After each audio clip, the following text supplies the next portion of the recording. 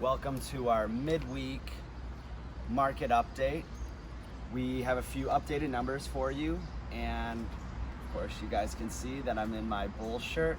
As a lot of you know that I'm an avid basketball fan and a sports agent as well, so the one benefit of the stay-at-home order is I've been able to, like my friend Evan Davis, go on Etsy and try to pull off anything in a men's small. So this is one of my new pieces. In terms of the market over the last 7 days in Chicago, we have just over 1,100 new listings onto the market.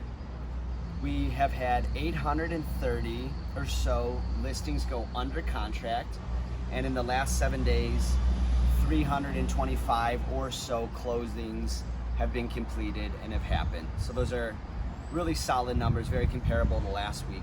A little bit on what's selling in Chicago. From those numbers that I just shared with you. A 2-bedroom, 2-bath in Bucktown that was priced at $450,000 went under contract in 5 days.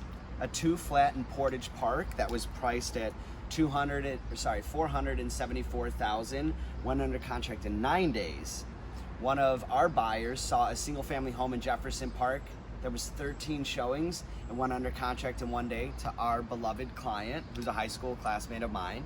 A 1-bedroom, 1-bath condo in Lincoln Park, which was priced just around $265,000, went under contract in 10 days.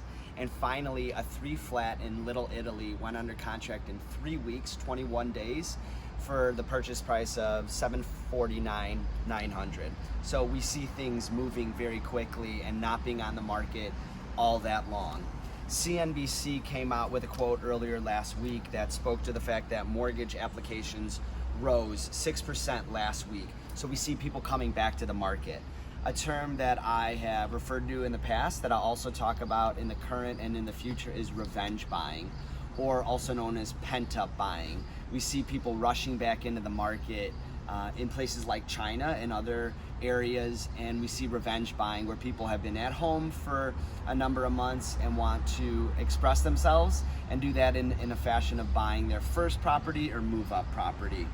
I just want to make a distinction though, even things are doing well and increasing, we are not where we were last year. Okay, we were not where we were last year right now. NAR, the National Association of Realtors, came out with their May home sales snapshot. And right now, compared to last year, there's 17% less total home sales from where we were last year. So there's not as many transactions that are happening.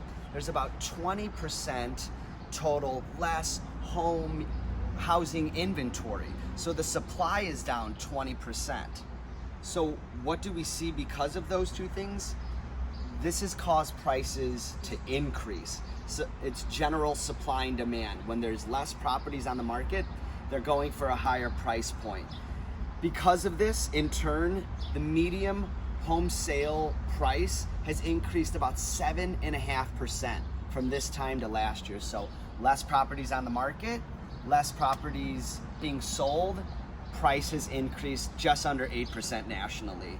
Because of the low interest rates that we're seeing and technology that consumers are using, we are seeing consumers browsing and house hunting from their home. They don't even need to be out in the market, physically speaking, they're doing it from their home. So these are all some of the reasons why we see prices going up and extra competition in the marketplace. So hope you guys have a great day. Take care.